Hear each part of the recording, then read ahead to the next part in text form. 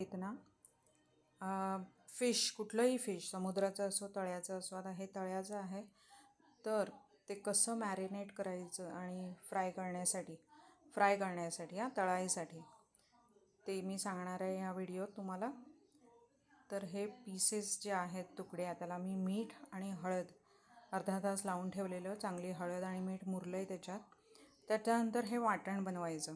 वाटणार मिक्सरला कोथिंबीर, कोकम 4-5,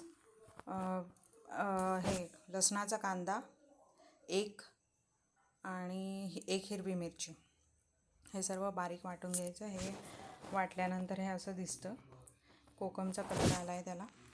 आणि ह्याला सर्व व्यवस्थित तुकड्यांना लावून घ्यायचं. 10-15 मिनिट ठेवून जास्तीत जास्त लावल्यावर तव्यावर शॅलो फ्राय करून घ्यायचं. तर हे नक्की ट्राय करा, मला कमेंटमध्ये कळवा. आणि नेक्स्ट नोटिफिकेशनसाठी बेल आयकन क्लिक करा. माझ्या चॅनलला सबस्क्राईब करा. थँक्यू.